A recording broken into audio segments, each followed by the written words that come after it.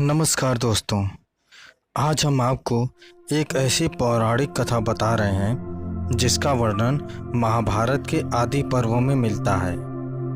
यह कथा बताती है कि किस तरह से इस धरती पर गरुण और नागों की उत्पत्ति हुई, क्यों गरुण नाग के दुश्मन हुए, क्यों नागों की जीभ आगे से दो हिस्सों में बटी हुई है और कैसे गरुड़ भगवान विष्णु का वाहन बने। महर्षि कश्यप की 13 पत्नियां थीं, लेकिन बिंता और कद्रु नामक उनकी 2 पत्नी उन्हें विशेष प्रिय थीं। एक दिन महर्षि जब आनंद भाव में बैठे थे तो उनकी दोनों पत्नियां उनके समीप पहुंची और पति के पांव दबाने लगीं। प्रसन्न होकर महर्षि ने बारी बारी से दोनों से संबोधित किया और कहा, तुम दोनों ही मुझे विशेष प्रिय हो, तुम्हारी कोई इच्छा हो तो बताओ। कद्रु बोली, स्वामी, मेरी इच्छा है कि मैं हजारों पुत्रों की माँ बनूं। फिर महर्षि ने बिंता से पूछा। बिंता ने कहा, मैं भी माँ बनना चाहती हूँ स्वामी, किंतु 1000 पुत्रों की नहीं, बल्कि सिर्फ एक ही पुत्र की। लेकिन मेरा पुत्र इतना बलवान हो कि कद्रु के हजारों पुत्र भी उसकी बराबरी न कर सकें। महर्षि बोले, शीघ्र ही मैं यज्ञ करने जाने वाला हूँ। यज्ञोपरांत तुम दोनों की माँ बनने की इच्छाएं अवश्य पूरी होंगी। महर्षि कश्यप ने यज्ञ किया। देवता और मुनियों ने सहर्ष यज्ञ में हिस्सा लिया। यज्ञ संपूर्ण करके महर्षि कश्यप पुनः तपस्या करने चले गए। कुछ माह पश्चात बिंता ने 2 अंडे तथा कद्रु ने 1000 अंडे दिए। कुछ काल के पश्चात कद्रु ने अपने अंडे फोड़े तो उनमें से काले नागों के बच्चे निकल पड़े। कद्रु ने खुशी से चहकते हुए बिंता से प्यार से पुकारा, देखो देखो तो मेरे अंडों से कितने प्यारे बच्चे बाहर निकले हैं। बिंता बोली, सचमुच बहुत खूबसूरत है कद्रु, बधाई हो। अब मैं भी अपने अंडों को फोड़कर देखती हूँ। यह कहकर बिंता अपने दोनों अंडों के पास गई। उसने एक अंडा फोड़ दिया, लेकिन अंडे के अंदर से एक बच्चे का आधा शरीर देखकर वह सहम गई। बोली, हे भगवान, जल्दबाजी में मैंने ये क्या कर डाला, यह बच्चा तो अभी अपूर्ण है।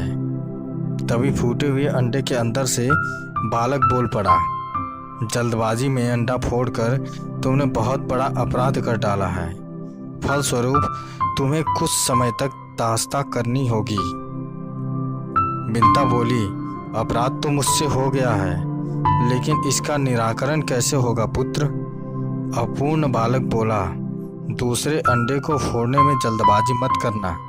यदि तुमने ऐसा किया तो जीवन भर दास्ता से मुक्त नहीं हो पाओगे, क्योंकि उसी अंडे से पैदा होने वाला तुम्हारा पुत्र तुम्हें दास्ता से मुक्ति दिलाएगा। इतना कहकर अंडे से उत्पन्न बालक आकाश में उड़ गया और बिंता दूसरे अंडे के पकने का इंतजार करने लगी। समय पाकर अंडा फूटा और उसमें से एक महान तेजस्वी बालक उत्पन्न हुआ, जिसका नाम गरुड़ रखा गया। गरुड़ दिन प्रतिदिन बड़ा होने लगा और कद्रु के 1000 पुत्रों पर भारी पड़ने लगा। परिणाम स्वरूप कद्रु और बिंता के संबंध आपस में दिन प्रतिदिन कटु से कटुतर होते गए। फिर एक दिन जब बिंता और कद्रु भ्रमण कर रही थीं, कद्रु ने सागर किनारे दूर खड़े सफेद घोड़े को देखकर बिंता से कहा, बता सकती हो बिंता, दूर खड़ा हुआ घोड़ा किस रंग का है? बिंता बोली, सफेद रंग का। कद्रु बोली, शर्त लगाकर कह सकती हो कि घोड़ा सफेद रंग का ही है? मुझे तो इसकी पूंछ काले रंग की नजर आ रही है। बिंता बोली, तुम्हारा विचार गलत है, घोड़ा पूंछ समेत सफेद रंग का है।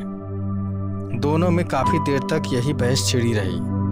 आखिर में कद्रु ने कहा, तो फिर हम दोनों में शर्त हो गई, कल घोड़े को चलकर देखते हैं। यदि वह संपूर्ण रंग सफ़ेद का हुआ तो मैं हारी, और यदि उसकी पूंछ काली निकली तो मैं जीत जाऊंगी। उस हालात में जो भी हम दोनों में से जीतेगा तो हारने वाले को जीतने वाले की दासी बनना पड़ेगा। बोलो, तुम्हें मंजूर है? विंता बोली, मुझे मंजूर है। रात को ही कद्रू ने अपने सर्प पुत्रों को बुलाकर कहा, आज रात को तुम सब उच्च श्रवा घोड़े की पूंछ में जाकर लिपट जाओगे, ताकि सुबह जब विंता देखे तो उसे घोड़े की पूंछ काली नजर आए।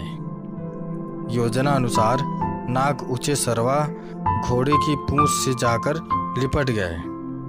परिणाम स्वरूप सुबह जब कद्रू ने विंता को घोड़े की पूंछ काले रंग की दिखाई तो वह हैरान रह गई। बोली, ऐसा कैसे हो सकता है? कल तो इसकी पूंछ बिल्कुल सफ़ेद थी। कद्रू बोली, खूब तसल्ली से देख लो, घोड़े की पूंछ आरंभ से ही काली है।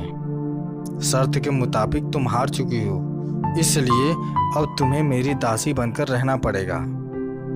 व्यवस्था पूर्वक विंता को कद्रू की दास्ता स्वीकार करनी पड़ी। माता को उदास देखकर गरुड़ ने पूछा, क्या ऐसा कोई उपाय नहीं है जिससे आप कद्रू की दास्ता से मुक्त हो जाएं? विंता बोली, यह कद्रू से ही पूछना पड़ेगा। यदि वह प्रसन्न हो जाती है तो मुझे दास्ता से मुक्त कर देगी। गरुड़ अपनी माता की विनती को लेकर कद्रू के पास जा पहुंचा। क्या ऐसा कोई उपाय नहीं है जिससे मेरी माता आपकी दास्ता से मुक्त हो सके? कद्रू बोली, हो सकता है, बशर्ते तुम मेरे पुत्रों को अमृत लाकर दे दो। यह सुनकर गरुड़ सोच में पड़ गया और अपनी माता से पूछा, माँ, अमृत कहाँ मिलेगा जिसे लेकर मैं तुम्हें दासी जीवन से मुक्त कर सकता हूँ? विंता ने कहा, अमृत का पता तुम्हारे पिता बता सकते हैं पुत्र, तुम उन्हीं के पास जाकर पूछो। गरुड़ महर्षि कश्यप के पास पहुंचा। कश्यप अपने पुत्र को देखकर बहुत प्रसन्न हुए। गरुड़ ने उनसे पूछा, पिताश्री, मैं अमृत लेकर अपनी माता को दास्ता से मुक्ति दिलाना चाहता हूँ। कृपया मुझे बताइए कि अमृत कहाँ मिलेगा? महर्षि बोले, पुत्र, देवराज इंद्र ने अमृत की सुरक्षा के लिए बहुत व्यापक प्रबंध कर रखा है, वहाँ तक पहुँचना कठिन है। गरुड़ बोले, इंद्र ने कितनी ही कड़ी सुरक्षा प्रबंध क्यों न कर रखा हो, मगर मैं अमृत ले आऊँगा। आप मुझे सिर्फ उस स्थान का पता बता दीजिए। महर्षि कश्यप ने गरुड़ को इंद्र का पता बता दिया। गरुड़ ने फिर पूछा, पिताजी, मुझे भूख बहुत लगती है, कृपया मुझे यह भी बता दीजिए कि इस लंबे मार्ग में क्या खाकर अपना पेट भरूं। महर्षि बोले, अमृत जिस स्थान पर रखा है उस सरोवर तक पहुंचने के लिए तुम्हें वक्त लग जाएगा। इस बीच समुद्र के किनारे तुम्हें निषादों की अनेक बस्तियां मिलेंगी। ये निषाद बहुत पतित हैं और इनके आचरण असुरों जैसे हैं। तुम इन्हें खाकर अपनी भूख मिटा लेना। गरुड़ बोला, और इसके बाद भी मेरा पेट न भरा तो? महर्षि बोले, सरोवर के अंदर एक विशाल कछुआ रहता है और उसके साथ ही वन में एक महाभयंकर हाथी रहता है। दोनों ही क्रूर और आसुरी प्रवृत्ति के हैं। तुम उन्हें भी खा सकते हो। पिता का आदेश पाते ही गरुड़ अमृत सरोवर की ओर बढ़ चला। मार्ग में उसने निषादों को खाकर अपनी भूख मिटाई। फिर अमृत सरोवर पर पहुंचकर कश्यप और हाथी को अपने पंजे में दबाया और दोनों को खाने के लिए किसी उचित स्थान की तलाश में उड़ पड़ा। सोमगिरी पर्वत पर लहलहाते हुए ऊंचे वृक्ष को देखकर जैसे ही उसने एक वृक्ष पर बैठने का प्रयास किया तो उसके भार से वृक्ष की शाखा टूटकर नीचे गिरने लगी। यह देख गरुड़ तुरंत उड़ा और दूसरे वृक्ष की शाखा पर जा बैठा। जिस शाखा पर वह बैठा उस शाखा पर उसने उल्टे लटके हुए कुछ ऋषियों को तपस्या करते हुए देखा, लेकिन वह शाखा उसके भार से टूटकर नीचे गिरने लगी। यह देख गरुड़ ने शाखा को चोंच में दबाया और हाथी तथा कश्यप को पंजे में दबाए हुए वह अपने पिता के आश्रम की ओर उठ चला। कश्यप के आश्रम में गरुड़ ने उड़ते उड़ते ही पिता से पूछा, पिताजी, मेरे भार से उस पेड़ की शाखा टूट गई जिस पर कुछ ऋषि उल्टे लटके हुए तपस्या कर रहे थे। मुझे बताइए, अब मैं इस शाखा को कहाँ छोड़ूं? महर्षि कश्यप बोले, तूने बहुत अच्छा किया पुत्र, जो सीधे यहाँ चले आए। शाखा से उल्टे लटके हुए ये बालखिल्य ऋषिगण हैं। अगर इन्हें कष्ट पहुंचा तो ये शाप देकर तुम्हें भस्म कर देंगे। गरुड़ बोले, तो फिर बताइए, अब मैं क्या करूं? महर्षि बोले, ठहरो, मैं ऋषिगण से प्रार्थना करता हूं कि वे अपना स्थान छोड़कर नीचे आ जाएं। महर्षि कश्यप ने ऋषिगणों से प्रार्थना की। बालखिल्य ऋषियों ने कश्यप की प्रार्थना स्वीकार कर शाखा छोड़ दी और वे हिमालय में तपस्या करने चले गए। चोंच में दबी शाखा को नीचे फेंककर गरुड़ ने भी आनंद से कछुए और हाथी का आहार किया और तृप्त होकर पुनः अमृत लाने के लिए उड़ चला। गरुड़ अमृत सरोवर के पास पहुंचा तो अमृत की रक्षा करते हुए महाकाय देवों और अमृत कलश के चारों ओर घूमते चक्र को देखकर वह हैरान रह गया। उसने सोचा कि ये देव और चक्र देवराज इंद्र अमृत कलश की सुरक्षा के लिए लगाए हुए हैं। चक्र में फंसकर मेरे पंख कट सकते हैं, इसलिए मैं अत्यंत छोटा रूप धारण कर इनके मध्य में प्रवेश करूंगा। गरुड़ को देखकर एक देव ने कहा, यह कोई असुर है जो भेष बदलकर अमृत चुराने के विचार से यहाँ पर आ पहुंचा है। हमें इसे खत्म कर देना चाहिए। दोनों देव विद्युत की गति से अमृत चुराने वाले गरुड़ पर टूट पड़े, लेकिन गरुड़ ने अपने पंजों और तीखी चोंच से इन्हें इतना घायल कर दिया कि वे शीघ्र ही बेहोश होकर गिर पड़े। गरुड़ ने अमृत कलश पंजे में दबाया और वापस उड़ गया। होश में आते ही दोनों रक्षक देव घबराए और इंद्र के पास पहुंचे। गरुड़ द्वारा अमृत कलश ले उड़ने की घटना बता दी। यह सुन के इंद्र चकित होकर बोला, ऐसा कैसे हो गया? सरोवर में रहने वाले विशाल कच्छप और तट पर रहने वाले महाकाय हाथी का क्या हुआ? उन दोनों को भी इस विशाल गरुड़ ने अपना भोजन बना लिया। यह सुनकर अपनी देव सेना की एक टुकड़ी के साथ वज्र उठाए इंद्रपुरी से निकल पड़े इंद्रदेव। आकाश मार्ग में उड़ते हुए शीघ्र ही उसने गरुड़ को देख लिया और वज्र चला दिया। इंद्र के वज्र से गरुड़ को कोई असर नहीं हुआ। उसके डैनों से सिर्फ एक पंख वज्र से टकराकर नीचे आ गिरा। देव गरुड़ पर टूट पड़े, लेकिन कुछ ही समय में गरुड़ ने उन्हें अपनी पैनी चोंच की मार से आमधर कर दिया। यह देखकर इंद्र सोचने लगा, यह तो महान पराक्रमी है। मेरे वज्र का इस पर जरा भी असर नहीं हुआ, जबकि मेरे वज्र के प्रहार से पहाड़ तक टूटकर चूर्ण चूर्ण बन जाते हैं। ऐसा पराक्रमी शत्रु शत्रुता से नहीं, मित्रता से काबू करना चाहिए।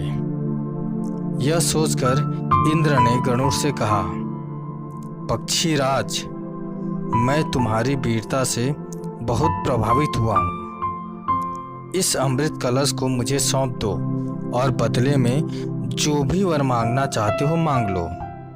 गरुड़ बोला, यह अमृत कलश मैं अपने लिए नहीं, अपनी माता को दासता से मुक्त कराने के लिए नाग माता को देने के लिए ले जा रहा हूँ, इसलिए यह कलश तो मैं तुम्हें नहीं दूंगा। इंद्र बोला, ठीक है, इस समय तुम कलश ले जाओ और ले जाकर नाग माता को सौंप दो, किंतु उन्हें प्रयोग मत करने देना। उचित मौका देखकर मैं वहां से यह कलश गायब कर दूंगा। गरुड़ बोला, अगर मैं तुम्हारी बात मान लूं तो मुझे बदले में क्या मिलेगा? इंद्र बोला, तुम्हारा मनपसंद भरपेट भोजन, तब मैं तुम्हें इन्हीं नागों को खाने की इजाज़त दे दूंगा। गरुड़ बोला, यही तो मैं चाहता था। नाग मेरे स्वादिष्ट भोजन है, किंतु एक ही पिता की संतान होने के कारण मैं इन्हें कहने से हिचकिचाता हूँ। अब मेरी हिचक दूर हो गई है। अब मैं आपके कथनानुसार ही कार्य करूँगा। यह कहकर गरुड़ अमृत कलश लेकर कद्रू के पास पहुंचा और उससे बोला, माते, अपनी प्रतिज्ञा के अनुसार मैं अमृत कलश लेकर आया हूँ। अब आप अपने वचन से मेरी माता को मुक्त कर दें। कद्रू ने उसी क्षण बिंता को वचन से मुक्त कर दिया और अगली सुबह अमृत नागों को पिलाने का निश्चय कर वहां से चली गई।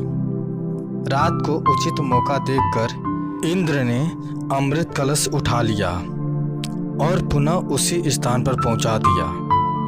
दूसरे दिन सुबह नाग जब वहां पहुंचे तो अमृत कलश गायब देखकर दुखी हुए।